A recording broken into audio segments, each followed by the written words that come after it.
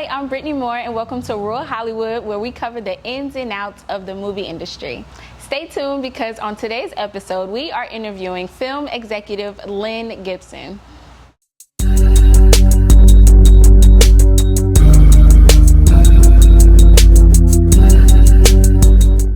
Hello, welcome back to Rural Hollywood. We are here with Len Gibson of JaraGo Media. How you doing? I'm great. How are you? I'm well. So nice to see you. Absolutely. Good to see you as well. Yes. Okay, so we're going to jump right into it, if that's fine with you. Tell us, how did you get involved with the film industry?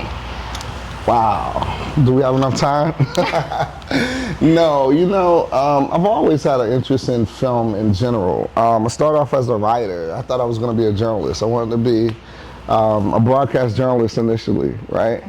So I went to school on a journalism scholarship, and I was an English media major, to be exact. Okay. So with media being the major, you got a chance to handle and work in a lot of different fields as it relates to media, right? So doing that, I fell in love with film in general. I always had a love for film, but taking classes like video production and being behind the camera and just learning a little bit more about the process of producing and making a film made me fall in love with the craft. That's so good. I love that, kind of like that gateway. Yeah, I mean, media is a broad field, so you never know where you land. That's good. Okay. So what are some of your favorite films that you've produced? That I've produced? Wow, that's a good question. I don't think I produced my favorite film yet. Really? But some of the things that I produced that I like, not just film, I would say, I mean television as well. So with television, we produced a series called 6 Minutes to Glory, right, for Aspire TV. And that series meant a lot to me because it was, infused in several things, right? You have the educational piece, you have HBCUs, you have bands, music. So it was a lot of fun. So that particular series, I would say, is definitely one of my favorite projects. Another great project that we did was a movie called He Who Findeth. It was a Christmas movie. I love Christmas films, and I got a chance to work with some of my really good friends in the business. Brad James, Erica Hubbard, great actors, Rodney Perry, Javon Johnson. So it was a feel-good film that we loved. Got a chance to produce it from the ground up. Okay.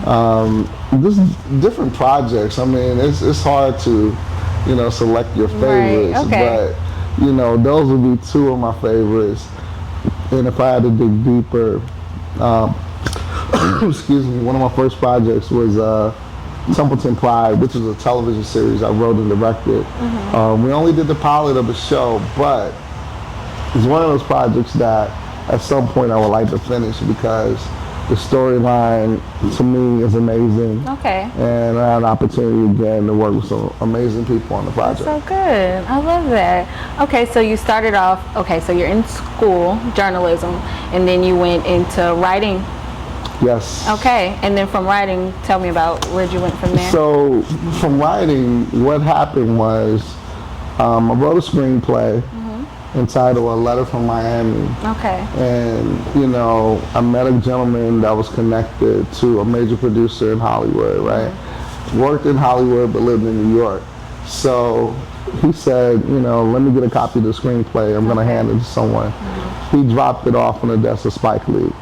So I got a call from Spike Lee's office, and I moved to New York right after college. Okay. And that's how it all started. I interned at 40 Acres and a Mule. And the rest is history. I kind of started there and worked my way up. Amazing. I love that. Okay, so now you're doing film festivals. Yes. Right? Yes.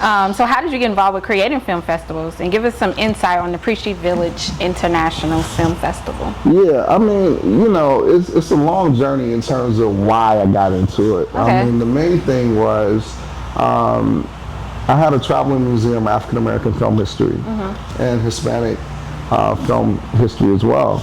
And what happened was I was touring film festivals and I saw a missing ingredient. What I was seeing was filmmakers having a lot of fun, right? but no history, no industry knowledge, just going and meeting people, but no substance, right? Okay, yeah. So I said, I would love to do something different eventually. I didn't think it was going to come that soon. Yeah. So throughout the process of working with the Traveling Museum and traveling to all these colleges, universities, and film festivals and events, I moved to Atlanta from New York, and I met a gentleman by the name of Charles Johnson, right? He had the Sweet Arbor Spring Fest here. Right, I've heard of it. And, with Mr. Johnson, he said, he had an interest in adding a film festival component. Okay. And I told him, in terms of what I was doing with the traveling museums, and he said, why don't you produce a film festival for me? Wow. So that was the very beginning. And so the Peachtree Village International Film Festival started as the Sweet Arbor International Film Festival. Okay. And, the rest is history, but I brought on a partner by the name of James J.E. Brown, and JB and I, we built it from the ground up, so we've been around 21 years now. That's amazing. I love that. Still going. Any big hopes and dreams for like how big you want it to be?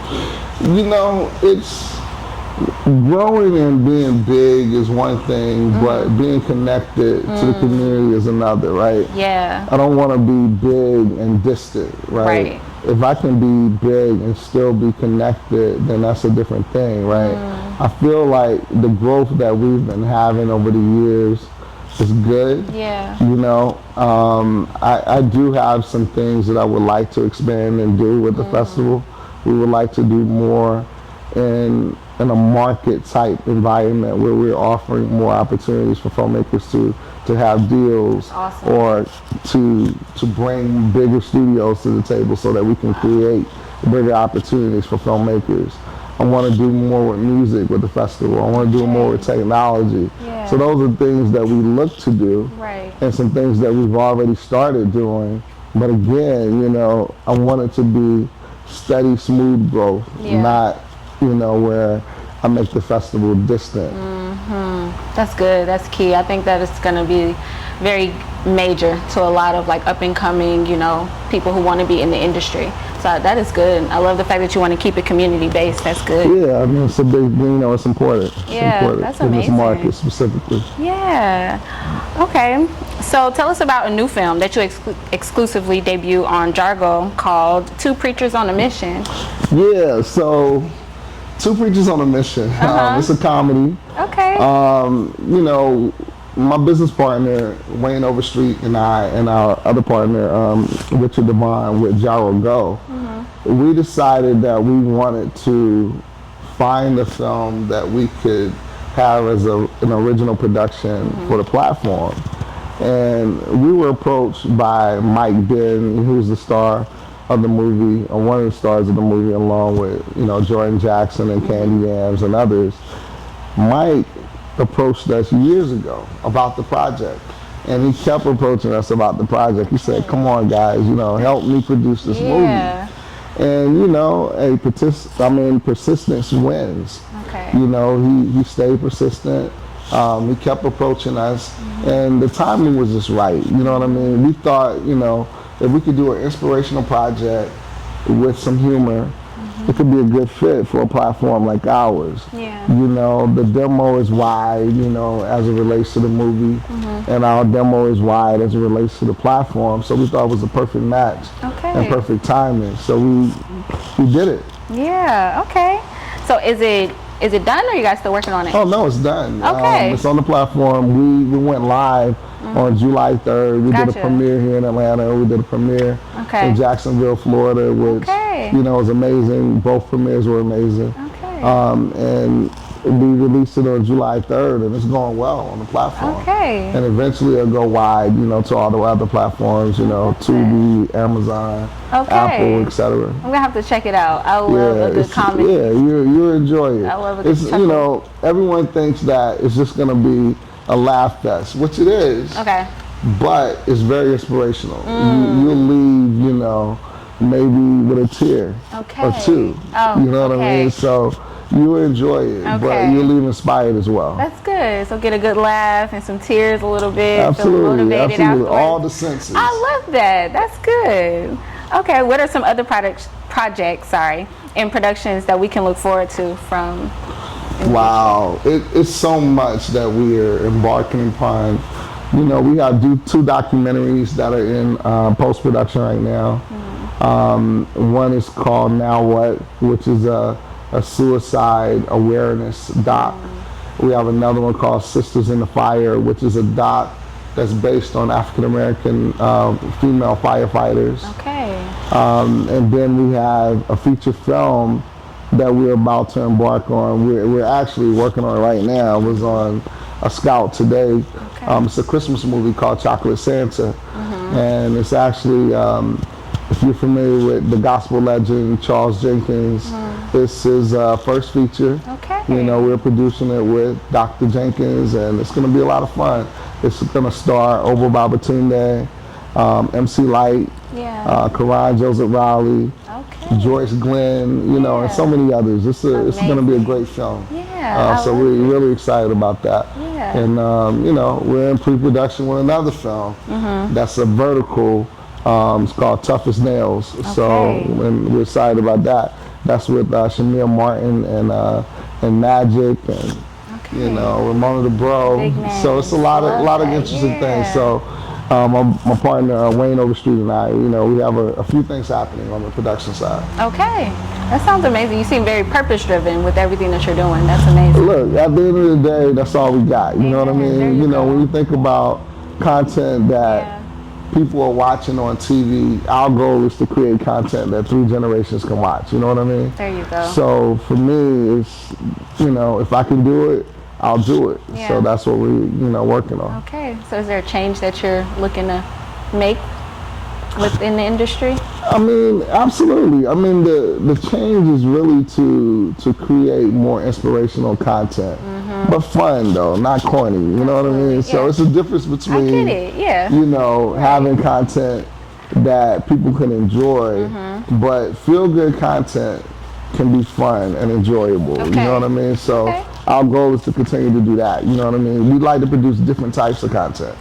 So it's not just comedy, it's not just dramas. We like action, we like it all. So we want to produce a wide range of genres that the whole family can enjoy. A little something for everybody. Absolutely. That's good. Okay. So where can we find your projects?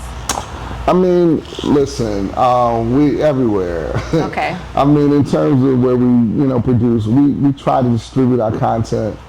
You know, we have content on Stars. We have content, you know, on Hulu. We have content, you know, on Amazon, different places. Got it. But of course, most of our content will always be found on our own platform, which is JaraGo.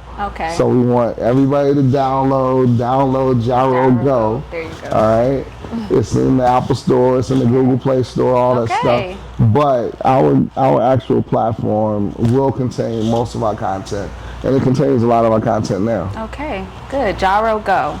That's where we can find everything. Okay. Absolutely. All right, and is that where we can get updates on future projects? Absolutely. We'll definitely, you know, share details about future projects that are happening, and all 4 of the projects I mentioned will be announced there, be promoted there, all that good stuff. So definitely. Sounds good. Okay, I'm looking forward to going home and watching some of your films. Yeah, I mean, do it. It's a lot of fun. All right. Well, thank you so much. This was great. You're very welcome.